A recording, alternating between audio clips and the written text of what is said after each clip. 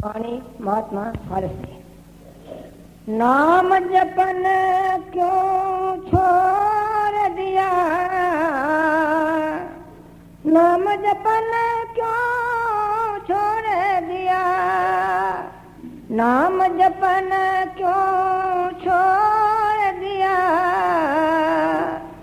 नाम जपन क्यों छोड़ दिया। यह एक महात्मा का कलाम है, वाणी है, जिसको खालिस जी महात्मा कहते हैं। बहुत सारे महात्माओं के जाति नाम का कोई पता ही नहीं चलता। आज तक ये पता नहीं चला कि पलटू साहब के घर का नाम क्या था। और पलटू साहब हमने सुना है क्योंकि नाम की कमाई करके पलट गए, इसलिए उनको पलटू पलटू कहते हैं। तुलसी साहब के घर का नाम कुछ और था। तुलसी किसने नाम रखा कोई पता नहीं। बाहू साहब की हम वाणी सुनते हैं। बाहू साहब कोई उनका नाम नहीं था। उनके अंदर वजद था, उनके अंदर ब्रह थी। पंजाबी के अंदर बाह अग्नि को कहते हैं, इसलिए उनको बाहू साहब कहते थे। आपका नाम खालिस है। खालिस का मतलब पवित्र है, निर्मल है, प्योर है। अब ये महात्मा जिनकी वाणी हम लेते हैं, आप जानते हो संतों के वाणी से है। ये महात्मा अपने वाणी के तरफ से ही समझाते हैं कि इनकी रसाई और इनकी कमाई कहाँ तक है।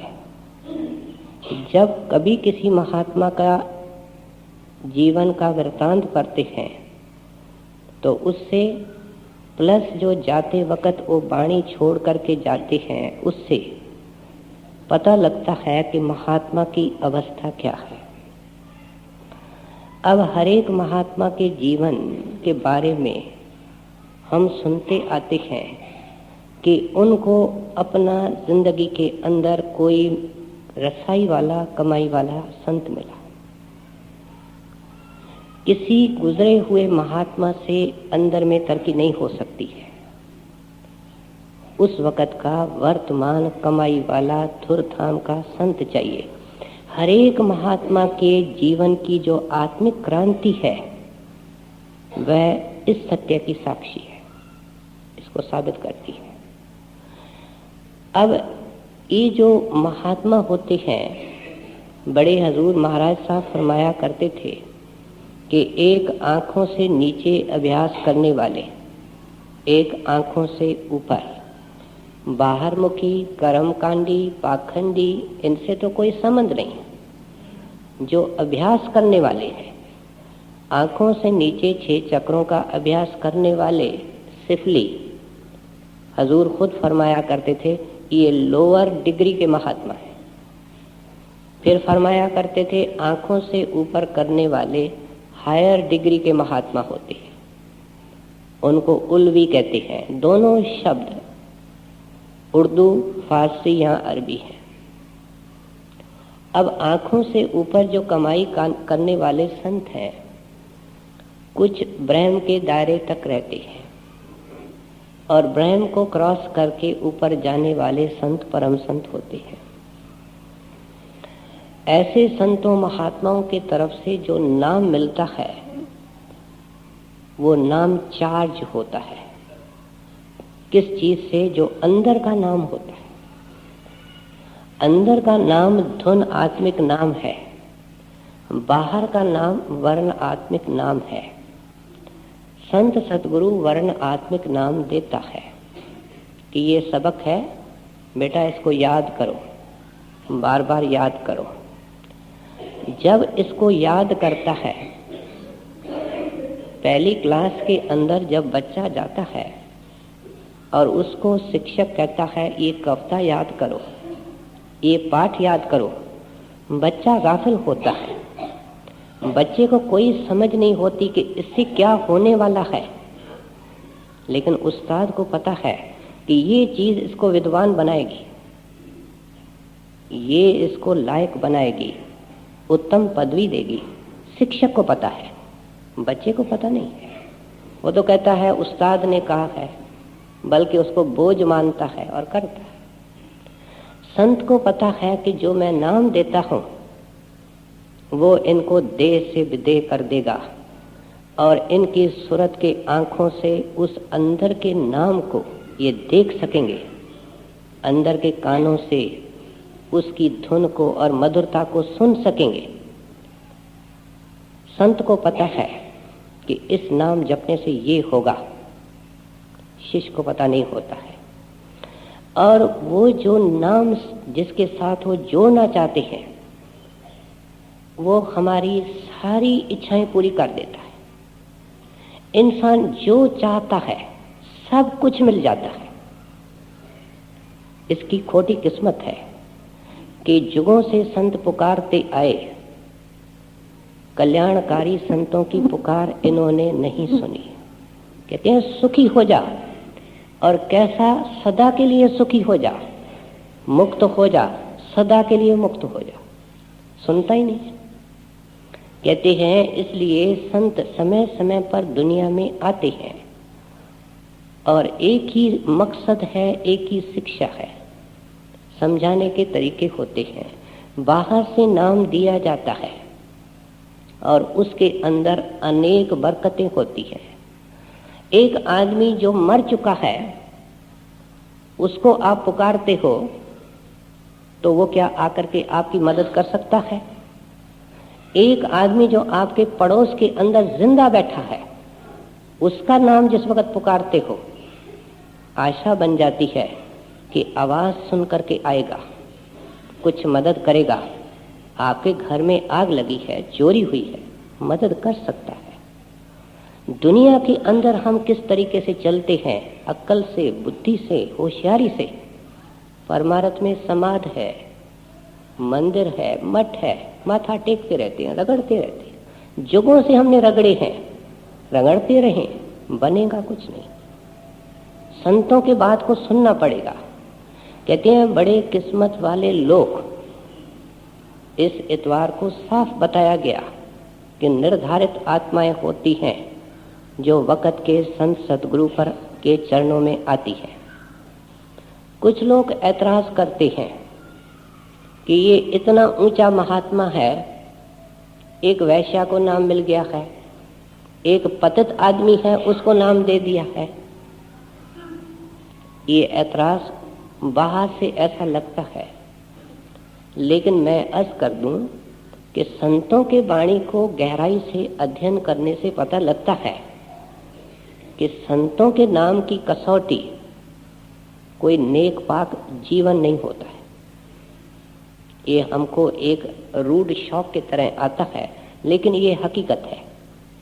क्यों? कि संत महात्मा हमारे तन को नहीं देखते, अमीर गरीब, तंदुरुस्त बीमार, हिंदू मुसलमान नहीं देखते। वो हमारे मन के अवस्था को भी नहीं देखते। अगर हमारे मन की हालत को देखें, हम खुद सोचें हमारे अंदर से एक भी डेरे के अंदर जाकर के उनके सामने खड़े होने के लायक है? नाम तो बहुत ऊंची चीज है।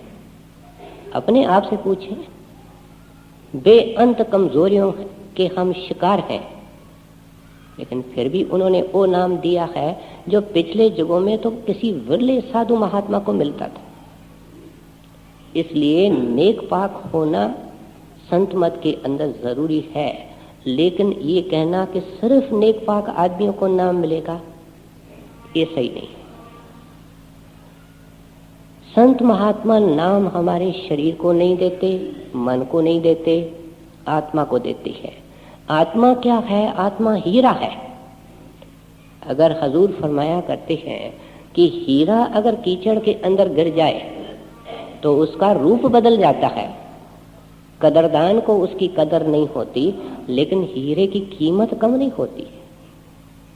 इसलिए जिस आत्मा के ऊपर सतलोक की मुहर लगी होती है, किसी भी जून में हो, कैसी भी हालत में हो, संत महात्मा उसके उद्धार का बंदोबस्त करते हैं। संत महात्मा तो बहुत समर्थ होते हैं, उनके लिए मैल और गंदगी का कोई सवाल ही नहीं है। रत्नाकर की जिंदगी हमारे सामने है और रत्नाकर से वह वाल्मीकि ऋषि हुआ,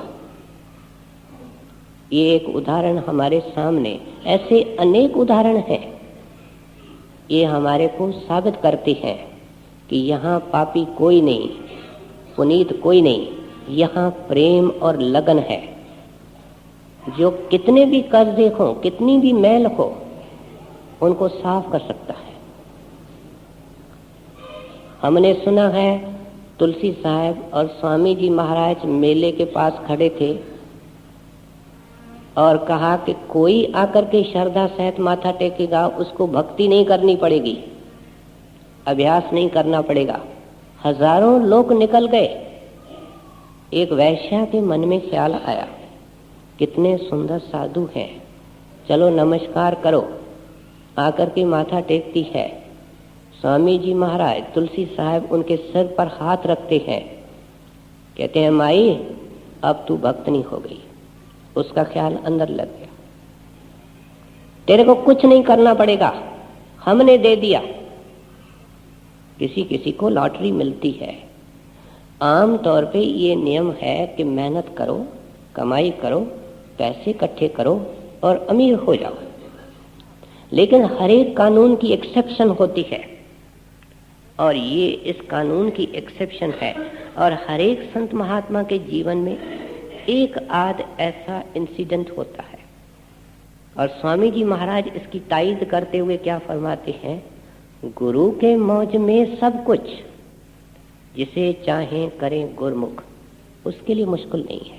लेकिन एक आध केस इसलिए होता है कि इस कानून को साबित करे कि ये मेहनत से सिर्फ नहीं मिलती है, ये उसके रहमत से मिलती है। इसको साबित करने के लिए हजूर फरमाया करते थे कि एक मुसलमान दरवेश था, एक चोर उसकी चोरी करने गया, उसके पास तांगा और घोड़ा था कि घोड़ा चुरा करके जाऊं। जब देखता है घोड़ा बंधा हुआ है दो तरफ से, आगे से खोल करके पीछे जाता है, आगे की रस्सियां खोलता है, पीछे खोलने जाता है, वापस आता है, आगे की बंधी हुई है, उसको खोल के पीछे जाता है, खोल के आया, वे वापस बंधी हुई है, फिर आगे खोलता है, फिर पीछे खोलता है। इस चक्कर में इसके 3-4 घंटे निकल गए। इतने में महात्मा साधु दरवेश जो ऊपर रहता था वो भी नीचे आया और उनके पास किसी सेंटर के सत्संगी आते रहे कि हमारे पास सत्संग करने वाला, जिसको मुसलमानों के अंदर कुतुब कहते हैं, प्रीचर कहते हैं, वह गुजर गया है। महात्मा जी हमको दरवेश जी कोई कुतुब दीजिए। और वो उनको कहते रहे कि देंगे देंगे, और एक रोज पहले कह दिया अच्छा भाई आप कहते हो तो कल आपको देंगे। और उस रात को ये चोर आया। तो नीचे जब साधु उतरा, दरवेश उतरा, तो इन्होंने उस चोर के आंखों में देखा। कहता भाई तुम कौन हो? उसने कहा जनाब सच्ची बात तो ये है कि मैं चोर हूं। तो फिर क्या कर रहे हो यहाँ? तुम्हारा काम नहीं हुआ? कहते हैं महाराज भेद ही नहीं समझ में आता है। घोड़ी आगे से खोलता हूं, फिर पीछे खोलने जाता हूं तो आगे बंध जाती है, बांधने वाला कौन है? उन्होंने देना था, कहने आ इधर आ, तेरे को घोड़ी देते हैं।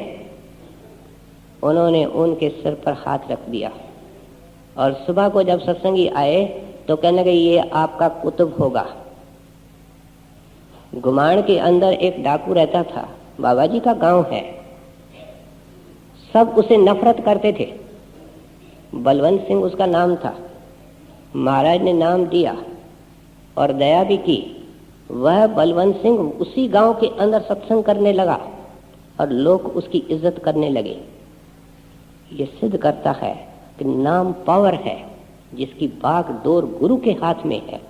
लेकिन संत महात्मा हमारे को उत्साहित करते हैं कि इसकी कदर तब होगी जब नाम जपोगे।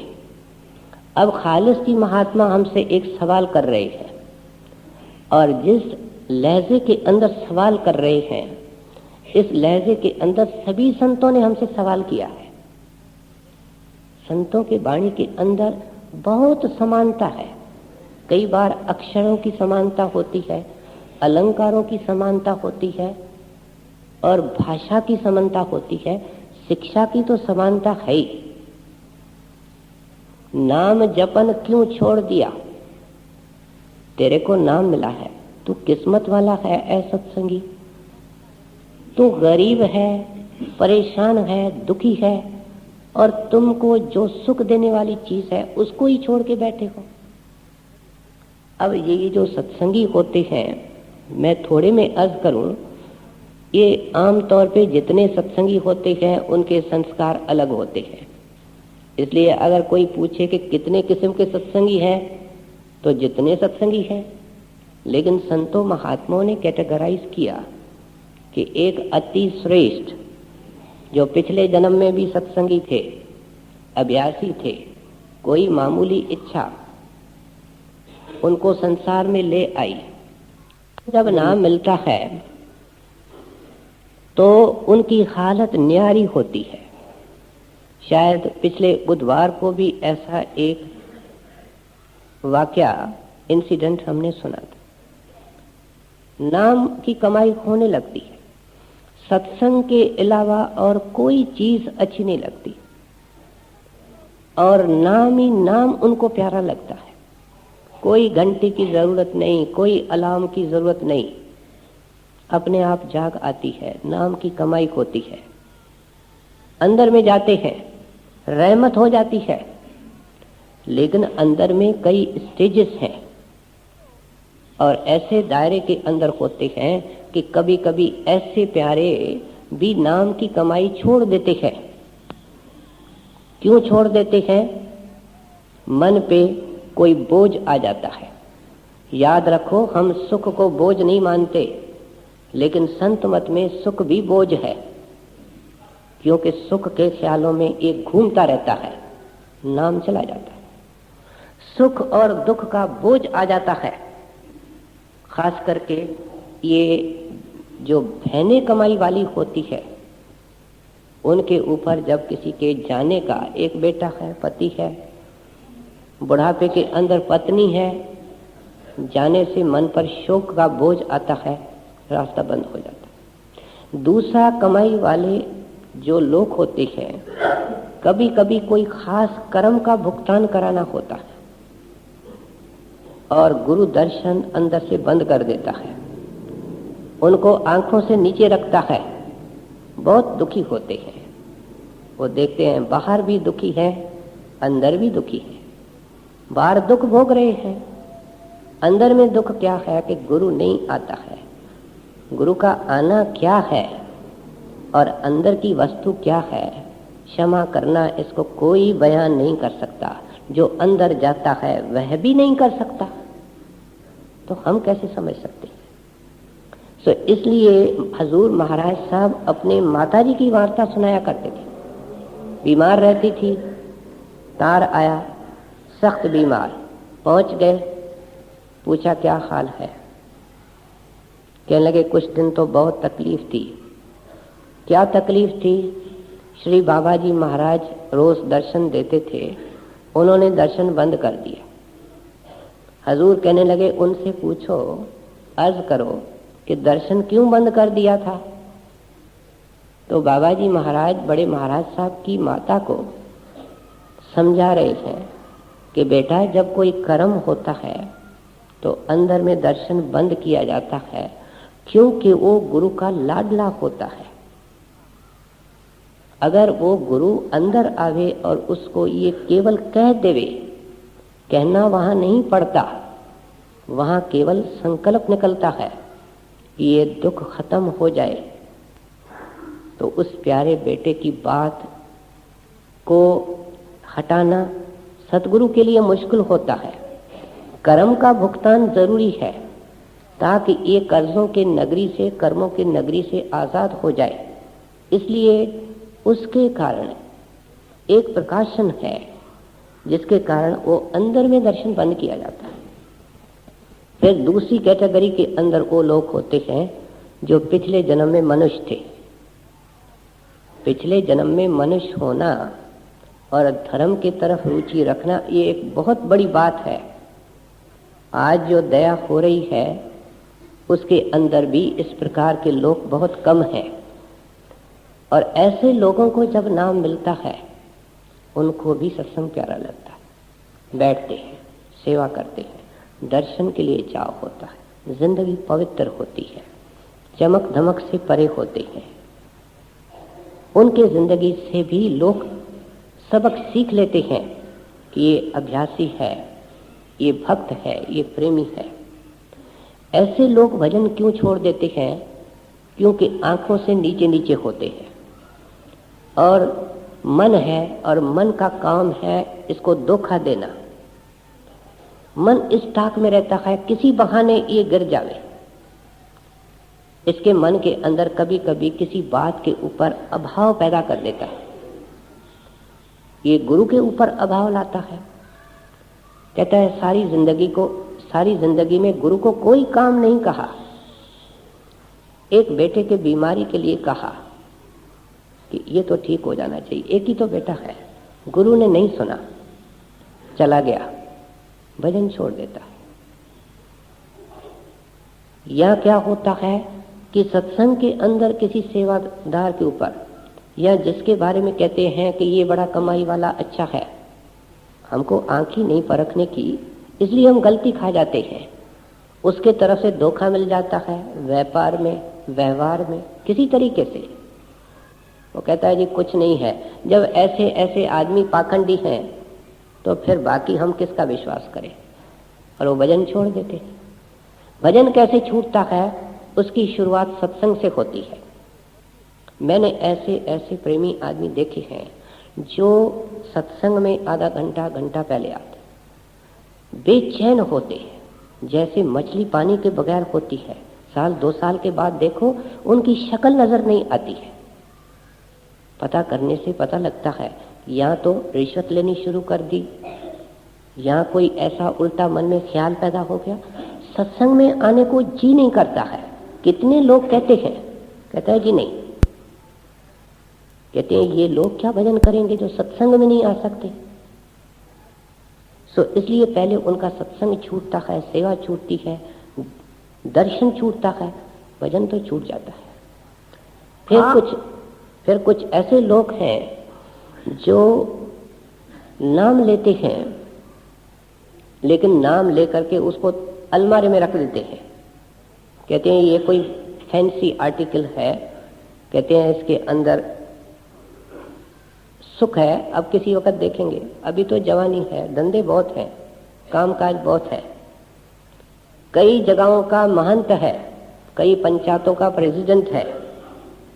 ये जो कबीर साहब कहते हैं मुखबरी है, महंतपना है, ये इसका और नाम के कमाई का कोई मेल नहीं है। कहता है किसी वक्त देखेंगे। ऐसे लोग तो भजन करते ही नहीं। वो क्या करते हैं, जितने कर्म कांड हैं, व्रत है, श्राद्ध है, बल्कि अपने गुरु से नाम लेकर के और साधुओं की भी संगत करते हैं। पूरा महात्मा मिलता है, उसके बाद भी जहां मिलता है वहां चले जाते हैं, समझ ही नहीं है। और फिर कुछ ऐसे भी लोग होते हैं जो असूलों को छोड़ देते हैं। बुरी संगत मिल जाती है, ये संगत पता नहीं क्या कर देती है, देवता को दैत्य बना देती है।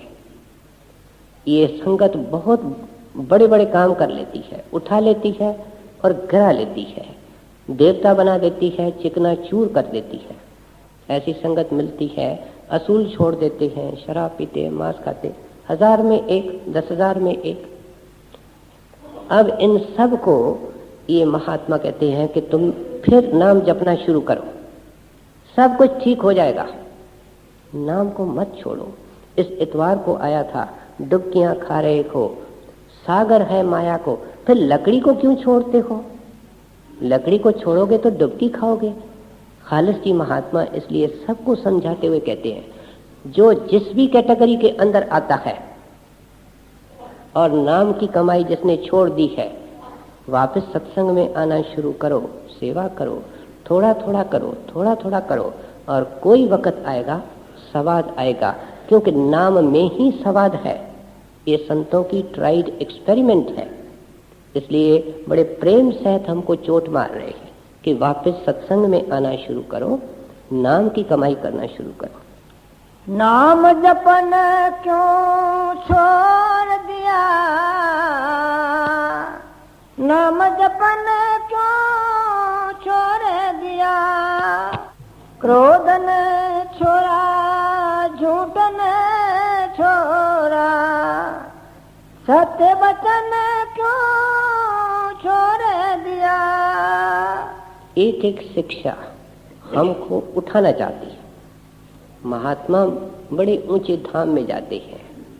राजा का बेटा हो, गोद में जिसने ले लिया है, उसकी एक ही हार्दिक तमन्ना होती है कि ये सिंहासन के ऊपर बैठने के लायक बने। ये कामना होती है, ये आशा होती है, ये तमन्ना होती है गुरु की। जब किसी बहन भाई को उसका इतिहास पिछला कैसा भी धुंधला हो, ये आशा गुरु की होती है कि अब बने, अब उठे। कहते हैं, ऐ सत्संगी, मेरी बात सुन तो सही, तेरे को गुरु मिल गया है भाई, तेरे को नाम मिल गया है, तू होश कर। तू संसारियों के तरह काम, क्रोध, लोभ, मोह, अहंकार के अंदर ऐसे बहता जाता है जैसे एक तिनका पानी के अंदर बहता है।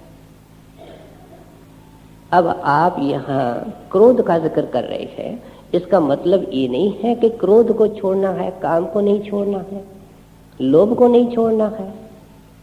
लोभ का जिक्र आगे भी करते हैं। आप केवल कहते हैं कि इन विकारों को छोड़ने की कोशिश करो। अब ये जो क्रोध है, ये भजन का, सिमरन का पहला नंबर का दुश्मन है। क्रोधी आदमी कभी मन को एकाग्र कर नहीं सकता है। ये खालिस जी महात्मा का निर्णय हम आज यहाँ से अच्छी तरह लेकर के जाएं।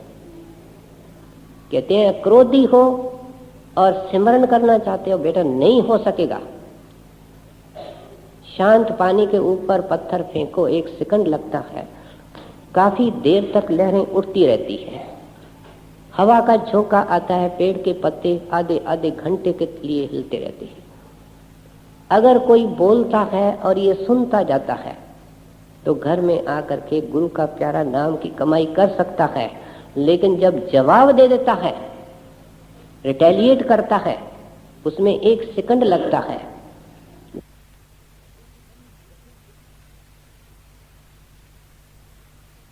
कितने गंभीर नतीजे हैं,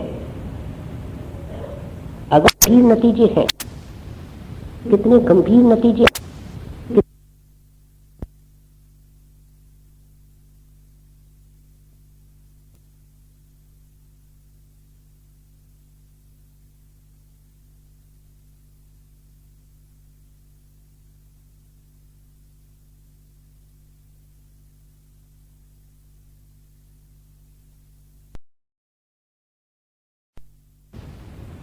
कितने गंभीर नतीजे हैं।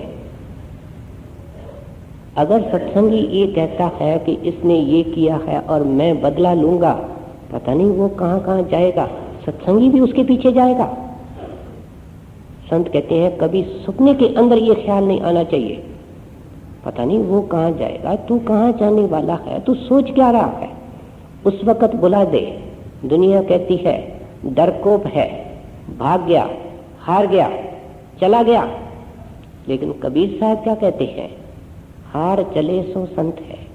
कहते हैं, जो सिर को नीचे करके खामोश होकर के कड़वी बात को हजम करके चला जाता है, वह बहादुर है, वह संत का प्यारा है। इसलिए कहते हैं कि क्रोध को बेटा छोड़ दो।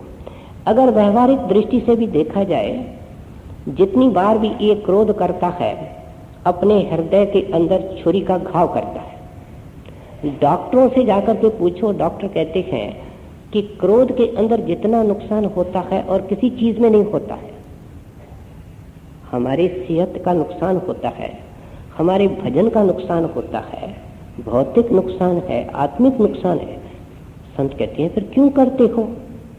मन के बस होकर के करते हो तो सारा संत मत, संतों की शिक्षा इसी नुक्ते के ऊपर तो है कि मन जो कहता है उसकी तरंगों को, उसके उथल पुथल को रोकने की कोशिश करो। ये सारी साइंस क्या है? मन को कंट्रोल करने की एक साइंस है, विधि है, साधना है। तो इसलिए कहते हैं तो क्रोध तो छोड़ता नहीं है। गुरु साहब तो यहां तक कहते हैं कि जैसे एक कोढ़ी के पास तुम बैठते हो, तुमको कोढ़ लगने की संभावना है, तुम टीबी वाले के साथ खाते पीते हो, तेरे को भी टीबी हो जाएगी। इसलिए भाई क्रोधियों की संगति मत कर। तना पास दिवास न बैठिए जिन अंतर क्रोध चंडाल, कहते हैं उनके पास ही मत बैठो।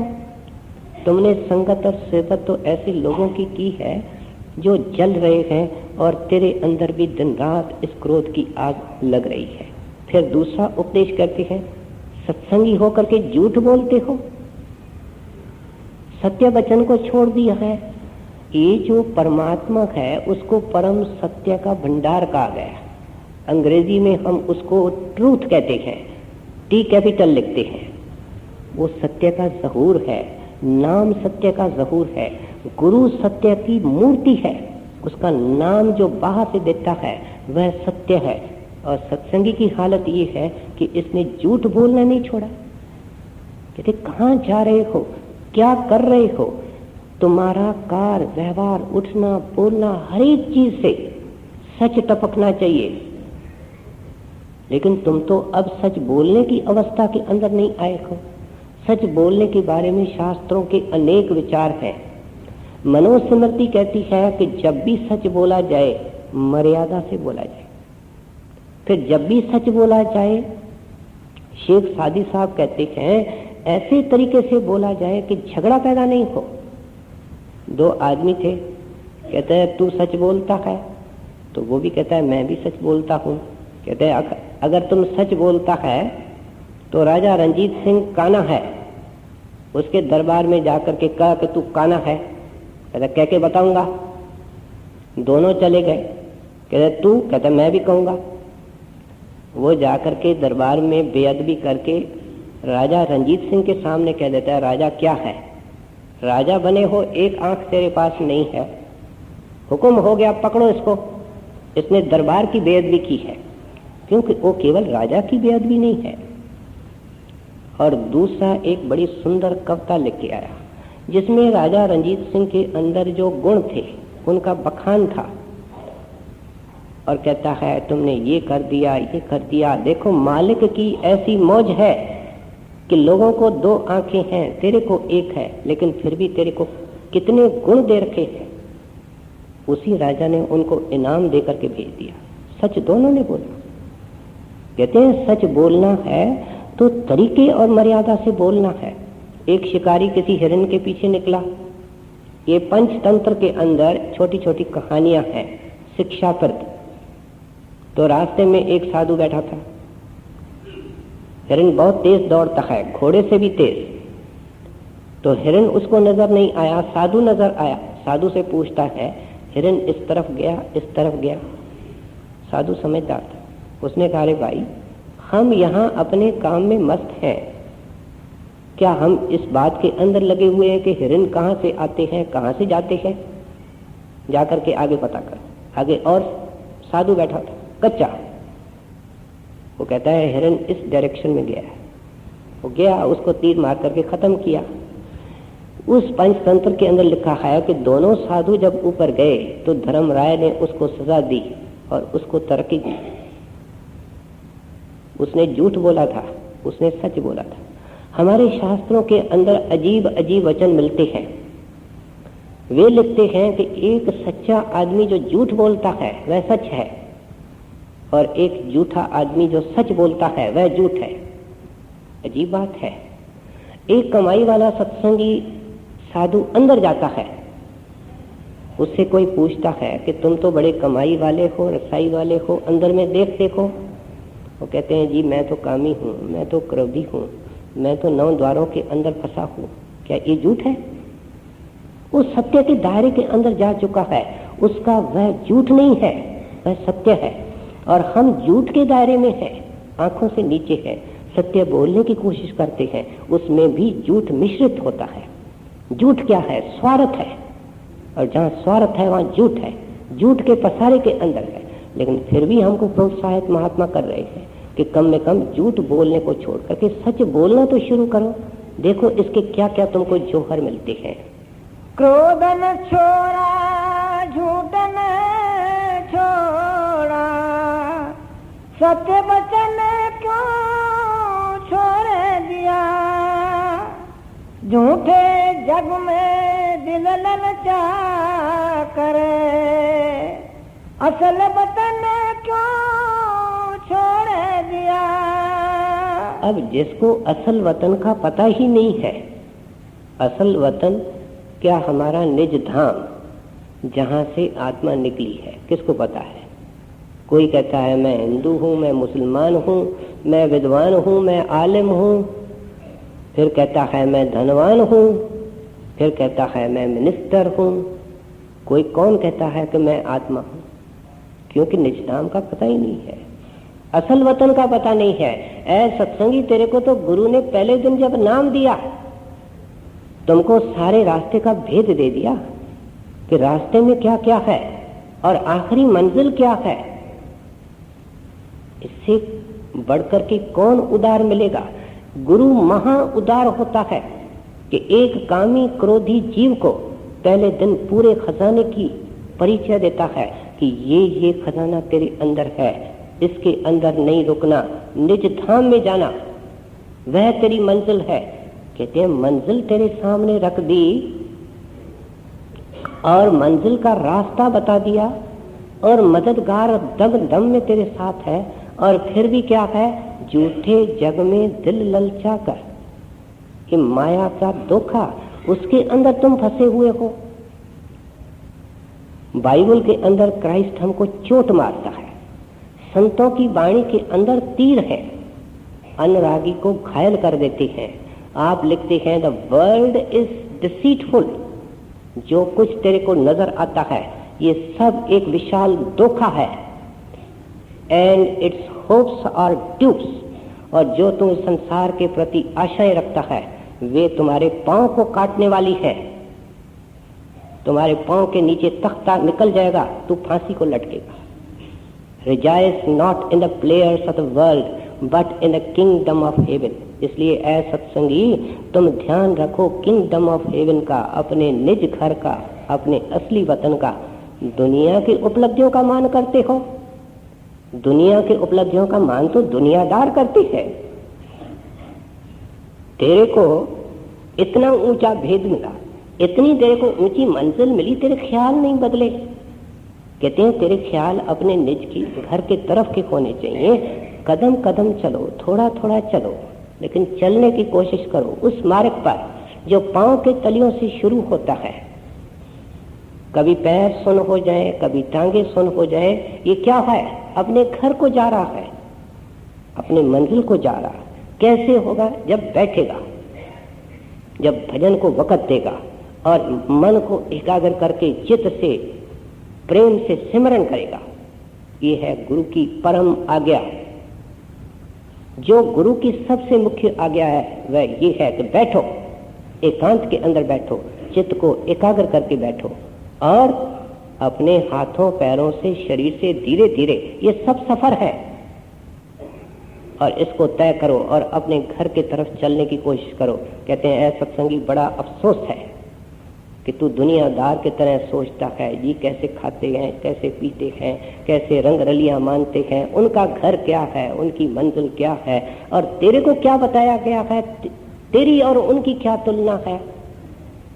हमको अफसोस उनके ऊपर नहीं आता है, हमको अफसोस तुम्हारे ऊपर जरूर आता है। झूठे जग में दिल ललचा कर, असल वतन क्यों छोड़ दिया। कोडी को तो खूब संभाला, लाल रतन क्यों छोड़ दिया। जिस स्मरण से अति सुख पाया, सो सिमरन क्यों छोड़ दिया। अब सत्संगी के अंदर आमतौर पे ये कमजोरी है कि मन परमार्थ के अंदर सब बातें शायद पसंद कर लेवे, सत्संग में जाना भी पसंद कर लेगा, सेवा भी कर लेगा, लेकिन ये भजन करना पसंद नहीं करता है। दिन भर ये दुनिया का सिमरन करता है, मन इसके अंदर आजाद होता है, कई ख्याल पैदा होते हैं। अगर हम बैठ कर के जो सुबह से शाम तक विचार पैदा होते हैं उसमें डर होता है, ये होता है कि ये मेरे को मिला है शायद चला न जाए। दूसरा क्या डर होता है कि मिलेगा कि नहीं मिलेगा, होगा कि नहीं होगा। बेचारा सारा दिन इस डर के अंदर ही दिन जिंदगी निकालता है। संत इसको कहते हैं चिंताओं से मुक्त हो जाओ। और जितनी चिंताएं और फिक्र इसके अंदर पैदा होते हैं वे निराधार होते हैं। जो दुनिया के अंदर मनोवैज्ञानिक होते हैं, साइकोलॉजिस्ट होते हैं, उनकी पुस्तकों को पढ़ के देखो कि जितनी चिंताएं आम इंसान के मन के अंदर भी पैदा होती हैं, 99 तो निराधार होती है। मन केवल फिजूल पैदा करता है। जब मन एकाग्र होता है तो इसको शांति मिलती है। इसलिए कहते हैं जिस सिमरन से सुख पावे, तुमको सुख मिलना है सिमरन से, उसको तो तुमने छोड़ दिया है। बाहर से एक मिसाल लें कि एक छुट्टी का दिन है, आप बिल्कुल फ्री हैं, खाने पीने का इंतजाम नौकर के हवाले है, आपके पत्नी के हवाले है, आप टोटली फ्री हैं। और कोई आता है, कोई जाता है, कभी रेडियो सुनते हैं, कभी कुछ करते हैं, कभी कहीं जाते हैं। सारा दिन आपके लिए नीरस होता है।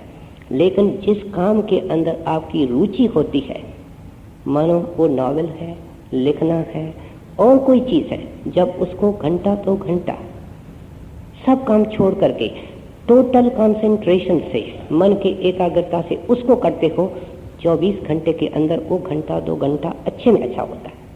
क्यों? कि उसमें चिंता बिल्कुल नहीं आती। टोटली मन उसके अंदर एब्सॉर्ब्ड होता है, मैव होता है।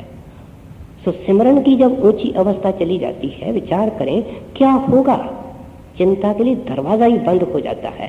सिमरन क्या है कि ऐसा दरवाजा बंद करके रखो कि मन में कोई खुनावन पैदा नहीं हो, कोई चिंता पैदा नहीं हो। खालिस की महात्मा कहते हैं बड़ा अफसोस है, तुमको पता मिला है कि सांसों को कैसे रतन बनाया जाए, तो दम दम में कांच और कोयला बना रहा है। तुमको इतना बड़ा जोहरी मिला है जिसने पूरी टेक्निक सिखा दी है, और फिर भी तुम कांच का व्यापार कर रहे हो। एक एक कड़ी के अंदर चोट मार करके हमको जगाने की कोशिश करते हैं। सत्संगी कदर करो, समझो तेरे को क्या मिला है, क्या मिलने वाला है। जिस सिमरन से अति सुख पाया, सो सिमरन क्यों छोड़ दिया।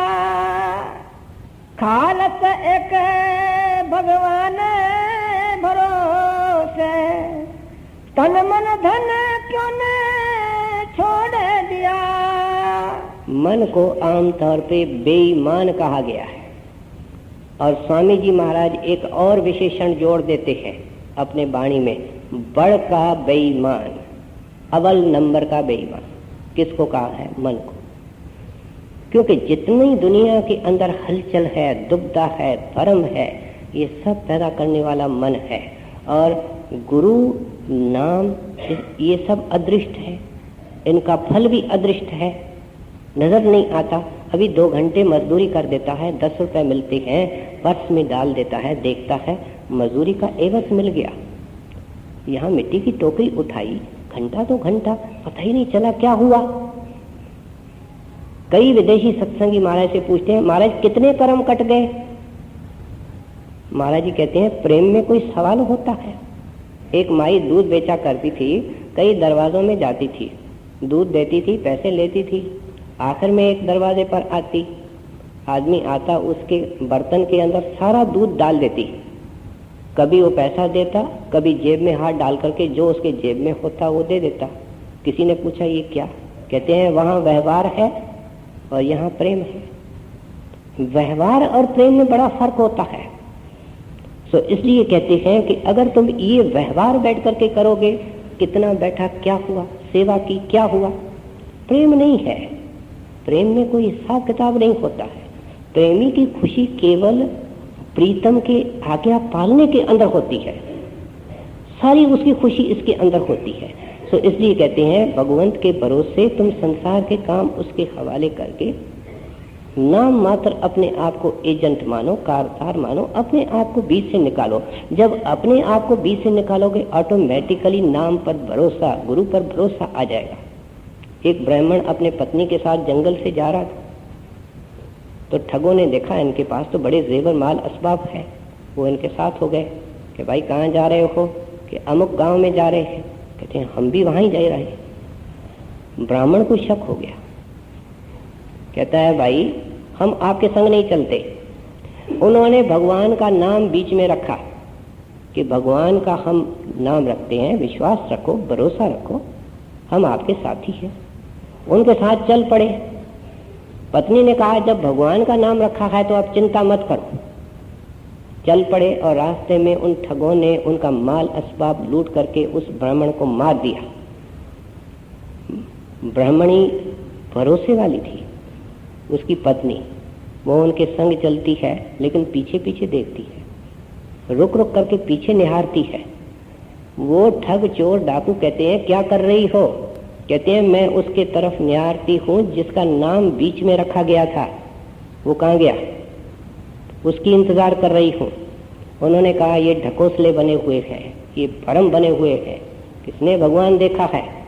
थोड़ी देर के बाद एक घोड़ेसवार आता है और उन डाकुओं को मार देता है और उसके पति को जिंदा कर देता है, दोनों को घर पहुंचा देता है। कहते हैं कोई भरोसा रखने वाला मिले।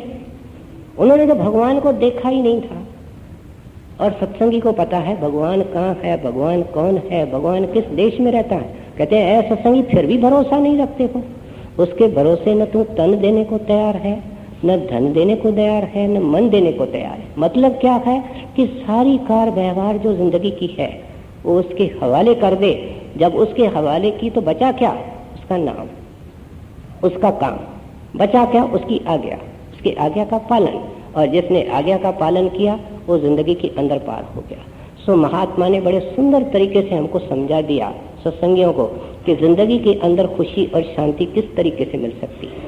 खालस एक भगवान भरोसे, तन मन धन क्यों न छोड़ दिया।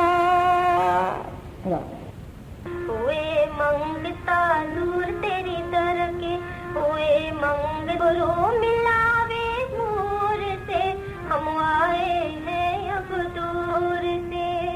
गुरु मिलावे दूर से, हम आए हैं अब दूर से।